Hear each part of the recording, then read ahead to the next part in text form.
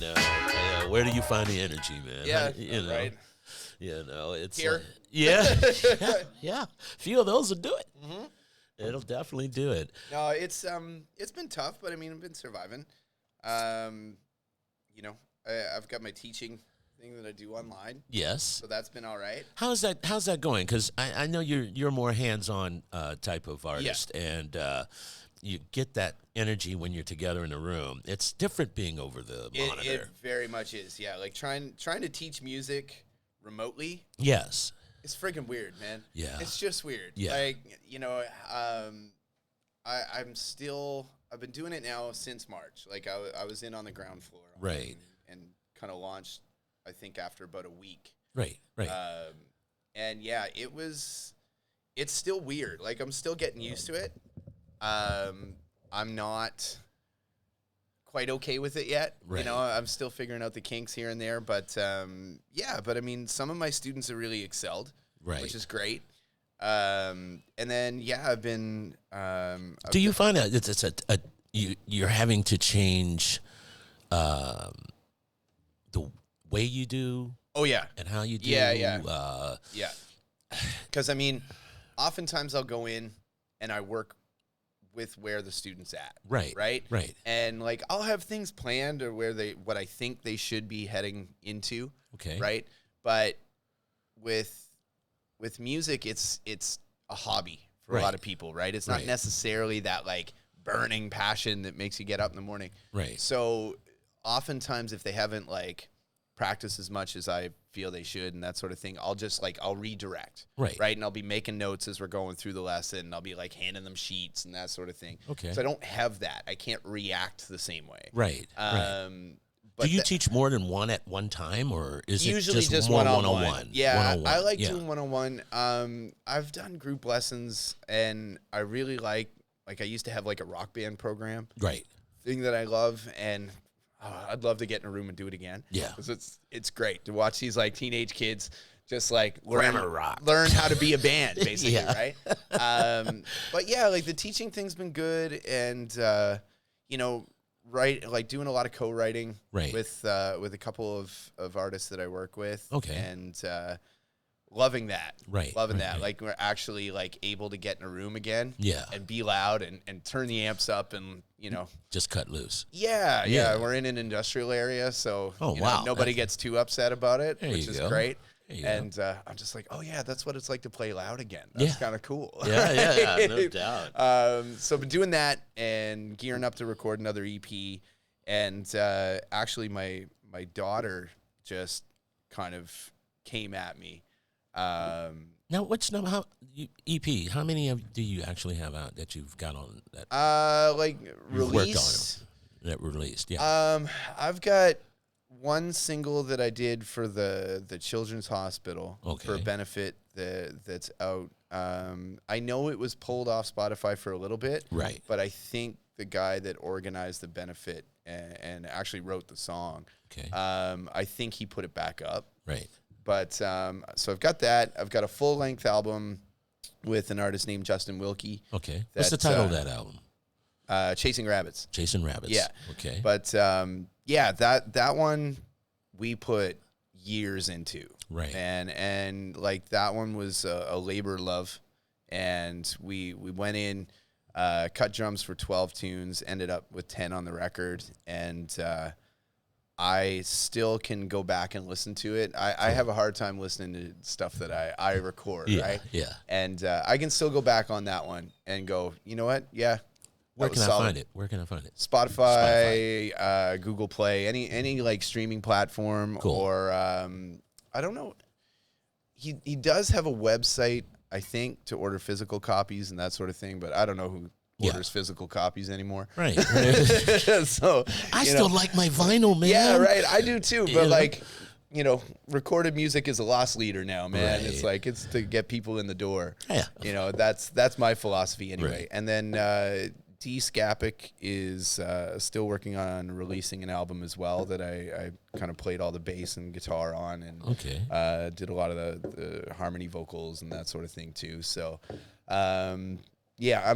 I think they're still in the mixing stages on that. Right. So as far as I know, that should be out before too long. But yeah, everything's been kind of like slowed down. Yeah, right. It has. It really has. Now, talk to me a bit about motivating, to stay motivated, and especially around this time. You're asking me? Yeah. Good luck, dude. Here, have another coffee. Yeah. No, I mean, in terms of staying motivated as a musician, man, you either gotta love it or you don't. Right. You know, if you're in it for a paycheck, Yeah. move the fuck on. That's that's the wrong place. You're in the wrong place. No, I mean, I don't know anything else. Right. You know, like And how does that make you feel, man? That you don't know anything else but the music. Yeah, like there's some days, I'm not gonna lie, like there's some days it's tough, man. Right. And it's like you look at your guitar or whatever instrument you're playing, you know, like your keyboards, or I find if I'm recording, right, if I'm like producing something or doing demos and that sort of thing, man, I'll look at that computer screen, I'm just like, I fucking hate you today. You know? And but Don't make me do this. But it's like, you know, if I go away from it and it's like it calls to me. Right. And it will nag at me. It's like a bad spouse, dude. Well, yeah. It's like it gets on your case, and Wow. it'll stay in my head all day, Right. and until I deal with it. Yeah. And so I mean, in terms of motivation, man, it's like you either have it or you don't. Right. And musically, it's like, for me, performance, man. Yeah. That's the payoff. Yeah, it's the payoff. You know, like still to this day, it's like I love getting in a studio and working with, you know, old guitars that I could never dream of owning myself. And, you know, like playing through these like wish list amps and that sort of thing. But like for me, the payoff and what I work towards is when you get on a stage and play stuff that you worked on, that you put your guts into, and, you know, people actually friggin' care. Yeah. Awesome, man. There's nothing like it. That is the best drug on the market, dude. Yeah. Yeah. Like heroin, hell with you. You know, like Oh, give me some of that. but no, that's it. Like for me, that's the payoff. I can be having the worst day in the world. Yeah. You know, like, you know, I just had a friend pass away on Friday. Oh, I'm sorry. Suddenly, yeah. And yeah, it hit me hard, man. Yeah. But like last night, just going up with my guitar and playing some tunes, I'm still smiling ear to ear by the end of it, man. There you go. And there's, it's Prozac. Yeah. It's Prozac, man. Yeah, like, yeah. That's it. You got any? Yeah, right? So, yeah, I feel like I don't need to be motivated because it's like that's my whole essence, dude. Wicked. And, you know, that, my family, you know, my daughter, my fiance, those things, and music is me, you know? Yeah. So, yeah, I don't know anything different, dude. Talk to me about writing music, man. How does that come about? How do you know, get inspired to create what you create? I don't know. That's a good question, dude. Yeah. Me and words, we don't play nice. No. You know, I will be the first to admit, it's like me as a lyricist sucks. Yeah. Yeah. So for me, I love co-writing. Right. You know, I love when people have an idea or a skeleton, you know, and a lot of the time I feel like my strength when it comes to writing is when people come to me with a bare bones, like, I got a verse and a chorus, right? And it's like, okay, cool. Well, where's your bridge? Yeah. It's like, okay, that needs a string section over here. It's like, let's put in some keyboards over here. And I feel like my strength is putting the flesh on a song. Right. You know? It's alive. Yeah. It's like, you know, that's why I love working with guys like Justin, or with D or what have you. Because they'll come to me with these very bare bones structure, just like, you know, a couple guitar chords, but like they'll have a great vocal hook, right? And I'm just like, okay, cool. There's your chorus. Let's work on that. You know, let's make it happen. And then I'll be like, okay, well, you need to switch keys over here, and you know, you need a bridge over here. But in terms of like where it comes from, I don't. That's a mystery, man. I think that's different for every writer. I think so. You know, absolutely. like whenever I do sit down and write lyrics, it's autobiographical because I don't know anything different, and like I got to write from me. How long you been playing, brother? First of all, how long? When was the first time you picked up the axe? When was that? How was that? Shit. I think I was like 11 or 12. Oh yeah. So, a million. What was it? A million years ago. Was now. it under the Christmas tree? Or, no. It was. Did somebody hit you with it, or kind of. I'm sure he'd tell it like that. But no, I actually started off. My older brother started playing bass. Right. With his buddies, and that was kind of his thing, and him and his buddy Rob were like really, that was their deal. Right on. And whenever my brother wasn't around, I'd just sneak into his room and make a god awful racket on the thing. Oh yeah. And I think he just got fed up with it. Yeah. And like my dad had an old acoustic guitar up in the attic kind of thing, and I went to him, and there was like 2 strings on it. It was all beat to shit. And I was just like, Come on the back of it. Hey, if we fix this up, like, can I use it? Yeah. He's like, yeah, man, you fix it up, it's yours. Right. He's like, I'm not gonna use it. It's been there since you were born. Yeah. Robert Johnson played on that. Yeah. It looks like it. But I still got it. Oh, it's still in my living room, wow. dude. Wow. But yeah, it was my brother, man. Like he was my inspiration for picking it up. Wonderful. I wanted to be like him. Right. And he's still an inspiration, man. I still listen to that stuff that he introduced me to. Yeah. And I still owe him a huge debt of gratitude. Yeah. And like he played bass, and I think it was just like, okay, you're the younger brother, you take the 2 extra strings, Yeah. I was too small to fight him on it. Yeah. So was it easy for you? Did you have to grow into this? Was this a everyday session playing it? Or? Oh, dude, like I would fall asleep with the thing in my hands. Like you can ask my mom on that. Like I was obsessed from the second I picked it up. Right. Like it made sense to me. And did your parents support you when they started to see you wanted to make a career of this? Oh, I think I scared the shit out of them. Like I think go get a job at the factory. What are you thinking there, son? I think I still do. I still do scare them, but no, they've always been really supportive, man. Cool. Like I did go to university. Yeah, where'd you go? I learned a lot about life, not a lot about, some kind of profession. I did the same thing. I went to St. Thomas University in Fredericton. Oh, okay. And, cool. I learned a lot of what not to do in life. Yeah. That was about it. I got to go to class now. Yeah. No. What's a class? No, stay here, have another pint. Yeah, basically. But... I made a lot of friendships that, I still have to this day. Yes.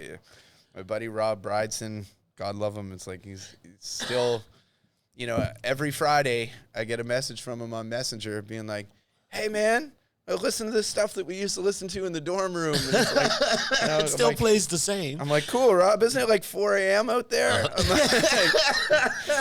like, yeah, 4 p.m. somewhere. Yeah. But, oh, my God. But yeah, it's like my family supported me, and they continue to. I think it's hard for them sometimes, right? Because there's not a lot of security in this job. No.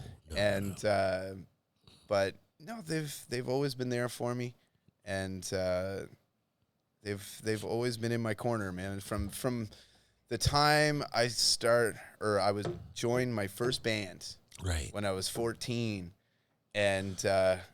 I still remember our first gig ever. My dad drove us all up in his Astro van and helped us lug gear up this god awful set of stairs, wow. This dingy all ages club in Halifax that it's not around anymore. It was, it used to be, was it Cafe du Soleil or something like that? I can't remember the name of it. Right. But I still remember it clear as day, and it was just an absolute shithole. And we made an absolute racket, and I know my dad was just sitting there going, I love my son. I love my son. He can't be serious about this. But, I mean, still to this day, it was like I was touring with a country artist I work with, Patrick Massey. Yeah. And I was out in Calgary last summer. And yeah, sure as shit, man. It's like my dad's still there supporting me, That's and wonderful. you know, still watching it. I think that was stuff that he could actually enjoy a little bit more. Right. Yeah. But yeah, man, they're in my corner. Wow. And I don't know, I wouldn't be here without them. No, absolutely. I wouldn't be alive That's without wicked. them, man. Where do you draw the line with music? As far as, is there a line drawn, or is it just you just project? Good question, dude. Yeah. No, actually, it's something that I have to be careful of. Yeah. Because for years, you get trained as a musician Right. to say yes to everything. Right. Right? Figure out the details later. Yes, Right? yes. Because it's like, it's feast or famine, say yes, sort it out later. Right. Kind of thing. And, you know, it's something that I've only learned in the last, year or so. Yeah. The power of saying no Right. to certain things. Right.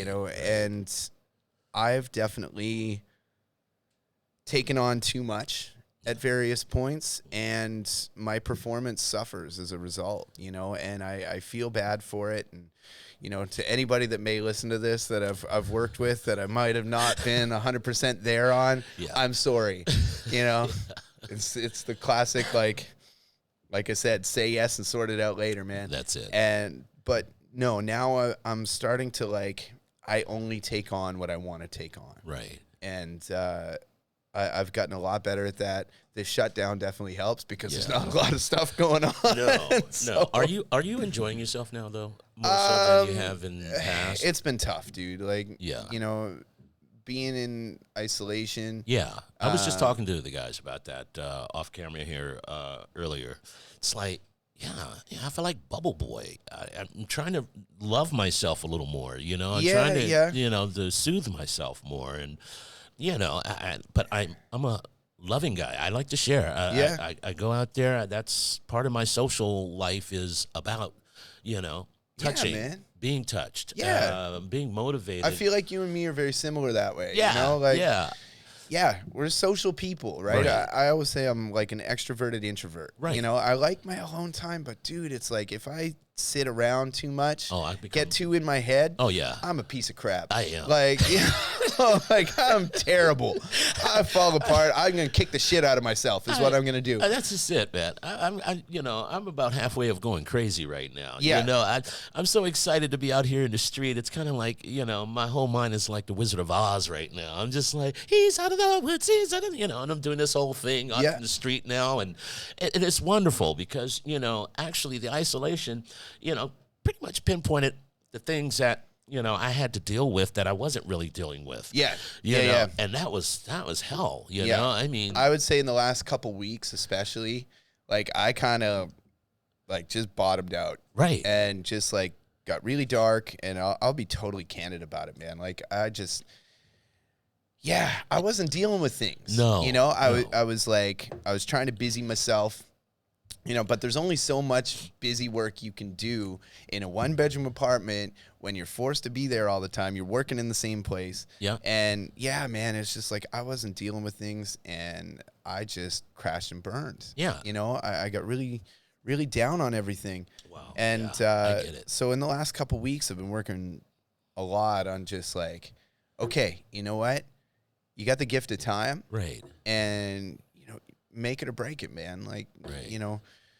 You got to be okay with yourself. That's it. And so it's been learning, man. And one great thing about being a musician and actually being busy is it doesn't give you a lot of time to think. No. Right? No. And you can run yourself ragged and avoid things and not have to think too much because you're busy going from gig to gig. Right. But yeah, man, it's been an eye opener, and I think anybody that says they haven't had moments like that during this whole thing is a bold-faced liar.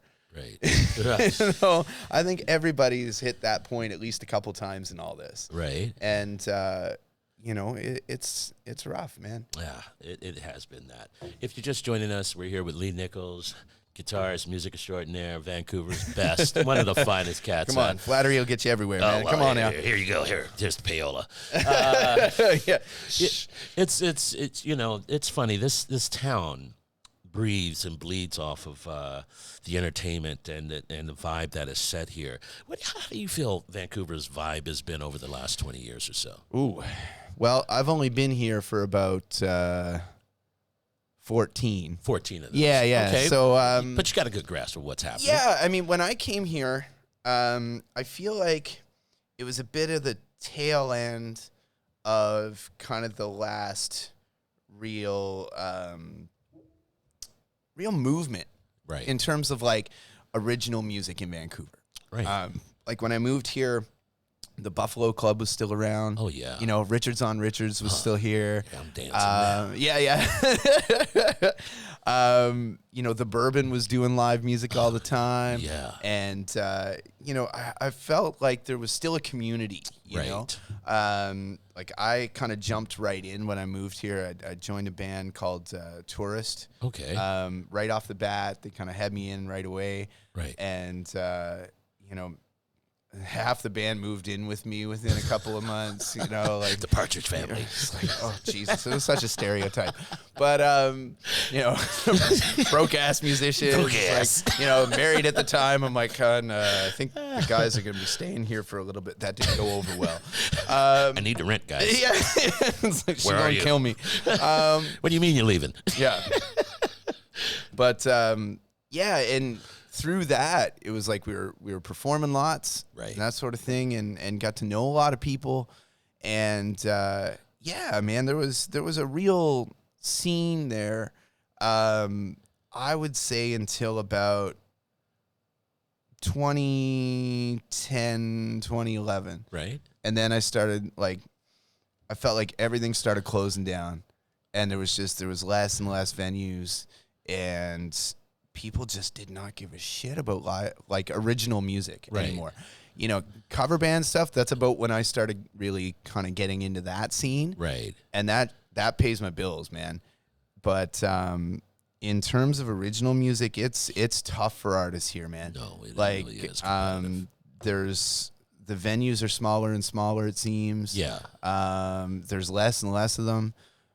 But on a positive note, Right. I have noticed, like before all this, I would say in the last year and a half or so, there's more people trying to actually create a scene. Right. And it's great. DIY, Right. and it's artists helping artists, and that's cool. I wish more venues would get on board. I mean, that's just, the musician in me talking though, right? Yeah, and I'm yeah. just like, yeah, I want more work. So more places open up. But, There you go.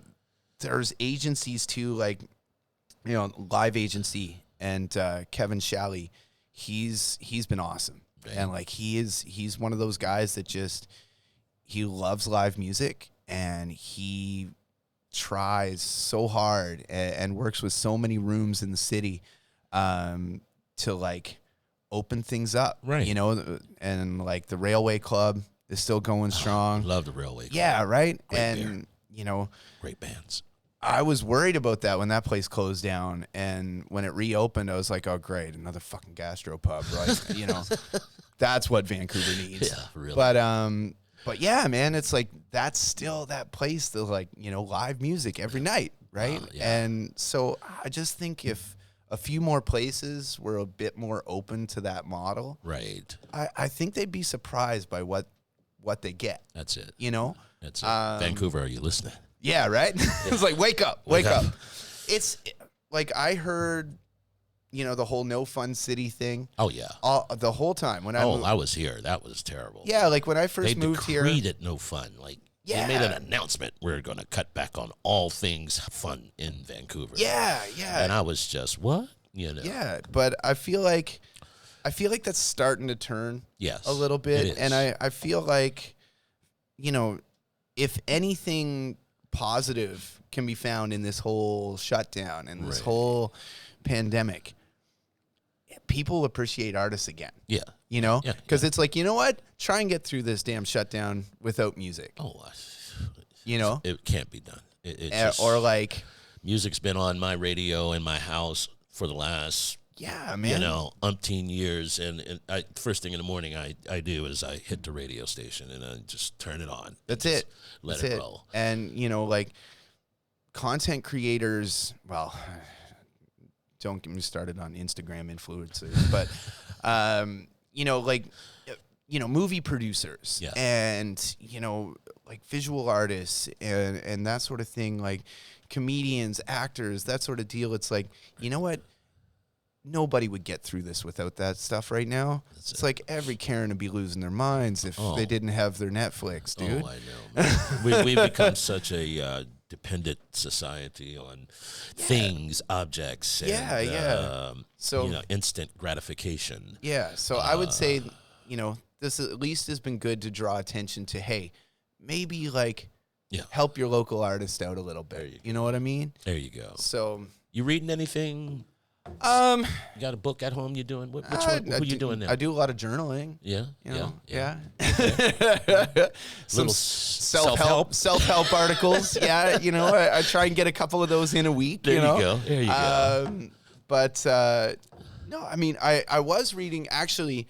I reread the Tom Petty autobiography. Oh wow! Not too long ago, which is great. I mean, Man, I miss Tom Petty. Dude, rest in peace, man. Yeah, man. I still say to this day, his album Wildflowers saved me from being a total stereotype white suburban metalhead kid, man. Like, when I heard Mike Campbell play guitar on that album, I was like, oh, wait, not everything has to be on 10. No. Cool. There's such a thing as, like, space and, like, articulation. There you That's go. cool. Talk about the pitfalls of this business, man. There's some pitfalls. There's some roadblocks. Oh, I've hit everyone. Tell us about it. Tell us a good one. Give me a good story. Let's see. Don't believe your own hype.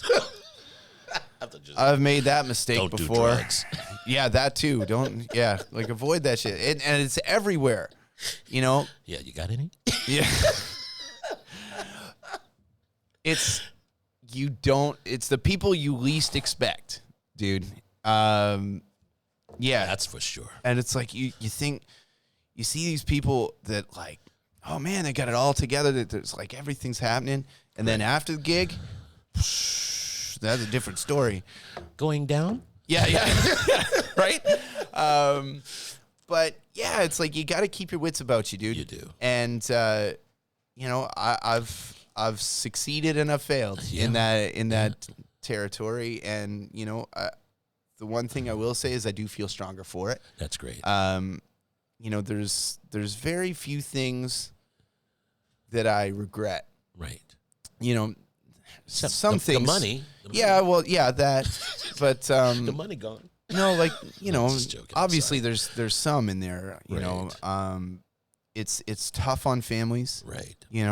Being a musician, man, it is hard. Oh yeah. On a family. True that. My daughter, God love her. Yes. It's like, it's hard on her. I know that. Yeah. And I wish there were more hours in the day to spend with her, and, more time to spend with my fiance and my family and that sort of thing. So those are my biggest regrets, dude. That's my biggest fallback. Well, we're still here. We're still here. Yeah, we're still standing, right? Yeah. But no, there's lots of pitfalls, dude. But it's all, the biggest thing is ego. Right. And in this industry, it's like, if you have a big ego, Right. dude, I'm sorry. Like, Yeah. I've worked with lots of great artists, lots of great singers and musicians and that sort of thing. Right. But if they're full of themselves, dude, I'm like, I'm sorry, I'm out. Yeah. I'm like, you gotta be able to laugh at your own shit, Yeah, you got to be real. Coming in. Yeah. And or conversely, it's like if if somebody doesn't take things seriously enough. Right.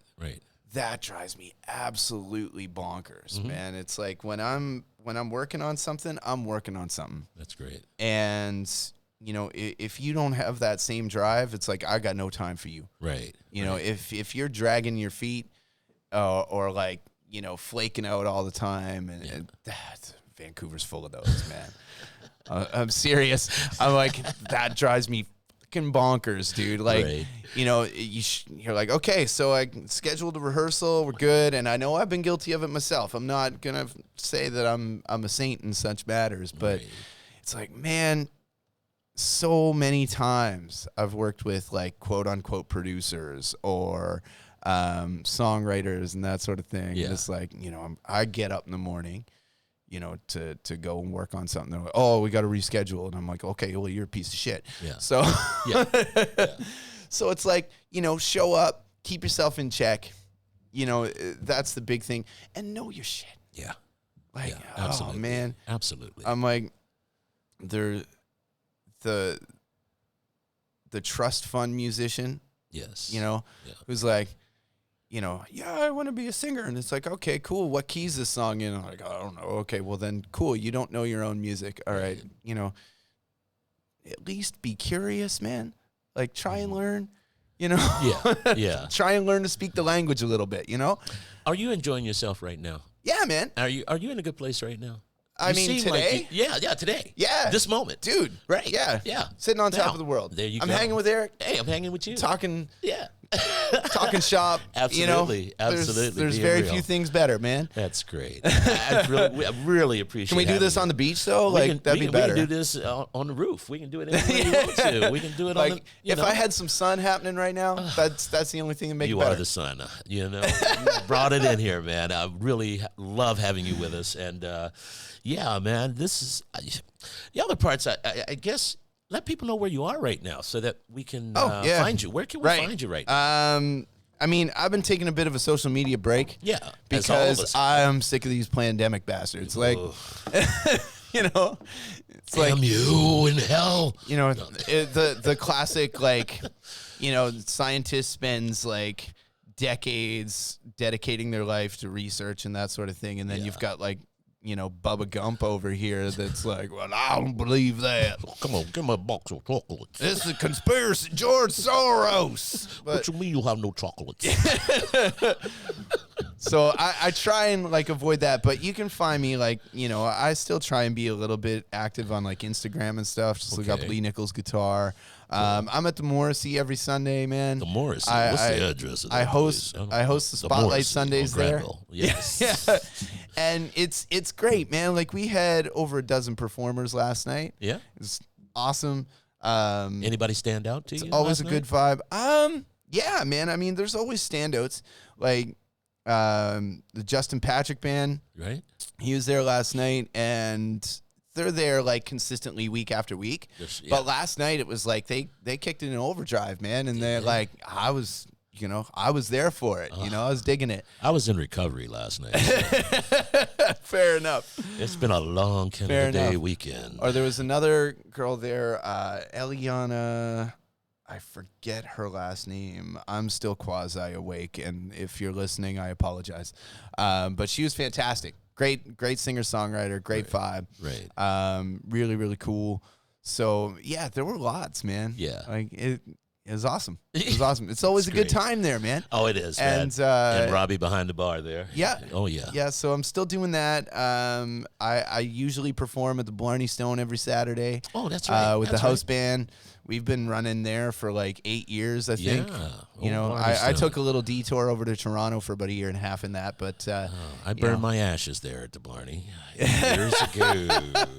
Lost a few brain cells. I think that's a common story in this city. Yeah, I left some brain cells in that place over the years. I don't go there anymore. Yeah, that's fair. That's fair. But it's a beautiful place. Go on. I hear that story quite often. Oh, yeah. You'd be amazed. You'd be amazed. Irish beers.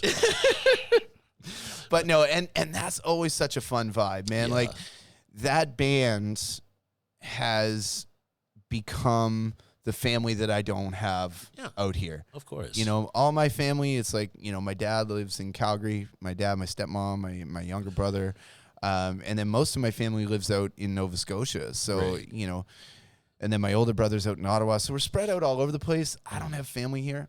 And that band is family. Right. And a great just musical group of people. You know, like Cole George, the drummer. Right. He plays on everybody's records, man. Like, wow. That kid is a phenom. Yeah. And, like, playing bass on that gig, having him behind me, dude, I never have to worry with that guy. Oh, that's wonderful. Troy Cross playing keys and singing. He's the brother that I don't have out here. Right. You know, right. I can call him, and, you know, not only is he an immensely talented songwriter and producer and musician, but he's just a good dude. Yeah. You know, I love the man.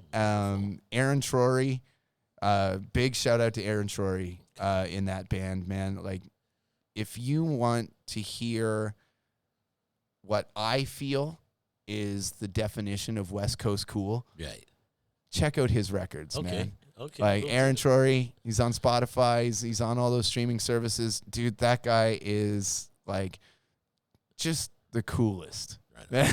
Like, you know, I look over and I'm like, you're a damn rock star, dude. Right like, and great. he defines that for me. And it's like, I feel so blessed to work with him. Yeah. Who are the other bigger influences in music throughout your life here? You discuss some of the currents and where were your roots with this? I don't know. When I first started, it was like I just wanted to be my older brother, so I listened to what he listened to. Right. So and what was like, he listening to? A lot of like harder edge stuff. Right. So it started off with like Nirvana, and I remember like I can list this off. Like, I still have a photographic memory on this shit. Like, so let's see. Blind Melon was a big one. Right. The Meat Puppets, and then as he kind of progressed, like, it went from that and Nirvana and like the stuff that kind of was around at that time to say like Pantera, and then kind of like a beeline into Metallica, which I got into more than he did. He knows that. And then he veered like way off into like death metal circles and that sort of thing. And I was there for it for a little while. Yeah. But then it was just like, that was like a little much for me, you know, like Swedish death metal and that sort of thing. Like, and then he got into like the whole like Emperor and like black metal thing, like Norwegian black metal kind of deal. And, you know, I was just like, that's a little... It's too much, man. Right. I'm like, I still want to hear a melody in there somewhere. Oh, but yeah, and then around that time, I started developing myself musically. Right. And I'm all over the map. I'm a musical schizophrenic, dude. Okay. So, you know, my favorite band is and always will be I Mother Earth. Dude, they are, to me, the perfect band. Right. They're the absolute perfect band to me. Right on. And I've been lucky in the sense that, you know, I've met the guys a couple times, and Jag Tana, their guitar player, is like, you know, every now and again on Facebook and stuff, he'll just like write some encouraging words about the like little shit posts that I do of me hacking my way through a song or something. And then I was lucky enough to take vocal lessons from their singer, Brian Byrne. And kind of developed a friendship with him. And, you know, anytime he's in town in Vancouver, like he was here about a year ago and actually got up on stage and sang with us at the Blarney Stone. And for me, I could have died right there. Oh, yeah. I could have died right there and been like, you know what? I'm good. I'm done now. You're right. Yep, that's it. But yeah, so they're a huge influence on me and always will be. Right. Jag Tana's guitar playing for me is like, that's my white whale. There you go. You know? And then for me, like, my mom introduced me to a lot of old, like, bluesier stuff. Right. So for me, if I'm like just in a certain mode, chuck on a Muddy Waters record and I will be your best friend forever. Sonny Boy Williams. Oh, yeah, dude. Yeah, or like, you know, Otis Rush, like Wilson Pickett. Name it. Land of a Thousand Dances, man. Come on. You know, I will have the lamest white boy shake my ass in the living room dance if you chuck on Land of a Thousand Dances, man. Oh, yeah. Like, that's my stuff. And old Motown, that sort of thing. Yeah. you know, I still got a soft spot for like a lot of the like old shred guitar and 80s hair metal stuff. For me, it's like spandex is gold for me. Yeah. Oh, yeah. I love the hair bands. Oh, yeah, I did too. You know, so I love that stuff. Butch Walker, huge influence on me in terms of writing and that sort of thing. Right. I think he's a brilliant songwriter. Let's see, who else? James Bay. Right. I think in terms of like modern music, he's fantastic. And then Phil Collins, dude. Oh, yeah. I love Phil Collins. And then I think... I don't know why. I just love him. I can't put my finger on why. I just do. I think it was when he was with Genesis. I don't right? Know. Yeah. Invisible Touch, man. Come on. Touch, yeah. Lonely Man on the Corner. That's totally me. Right? Me this weekend. And then the Killers. I love that band, man. I those first few records by them. Oh, yeah. And then the record that everybody doesn't like, Battleborn, I think is like the last great rock record, dude. Hey. It's fantastic. Our producer brought us some I was going to say, you're going to hand me some sausage? Yeah, this moment is brought to you by Awkward Sausage. Sassy sausage. It's a little awkward right about now. I absolutely got to have it. This is going to get beyond PG-13 if I keep going on this. There's no shortages of things here to do. Yeah, right. We'll eat some sausage.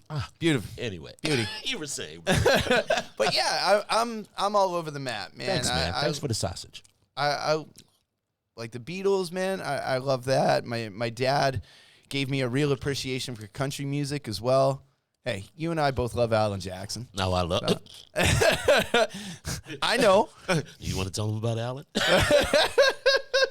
Remember when? Oh, God, that blew you away when I got up and sang that. Yeah, man. I was like, what? Come on now. And it just so happened. Oh, well, we're down at the Morrissey. I'll tell this story real quick. And I'm sitting there at the bar, and there's this guy from West Virginia, this guitarist, who's played with a lot of the different southern country groups along the Texas El Paso way. And you know, he's sitting there. He's here visiting, and I'm standing there, and we're talking. Next thing you know, it's like Lee walks in, everybody's going in, we're getting ready to do this thing, and yeah, I go, Lee, I'm doing Remember When by Alan Jackson.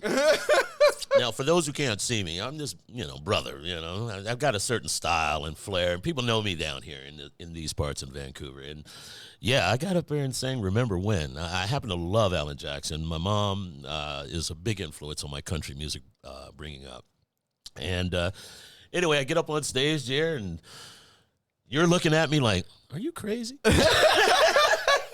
Like, Negro, are you crazy? You singing what? And I was just like, yeah, I'm singing Alan Jackson, Remember When. Yeah.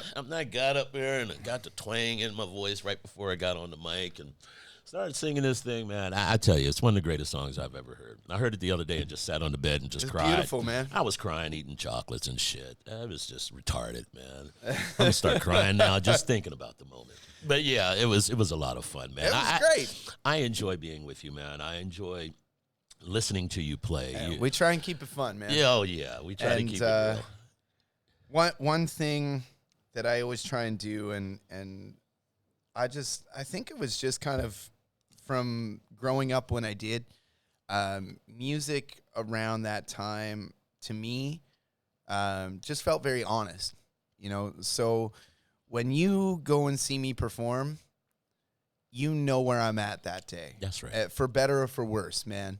Cool. And I'm not going to change that. No. I'll always try and make sure everybody's having a good time. Right. But you get me. And it's probably at my most me. Yes. When I'm on stage. Right. Give me an acoustic guitar and a microphone, and I will tell you my life story. There you go. There you go. In no uncertain terms, man. Man, this has been fun. I could go on forever, and we're gonna have you back. You come back? I would love to come back, man. This is great. All right. Well, yeah. You're more than welcome to come back. All right. I love you, brother. I love you too, my man. God bless and take care of yourself. I want to thank everybody for joining us today. This is Vancouver Entertainment Magazine. I'm your host, DJ Love. Thank you for joining us. We'll see you next time.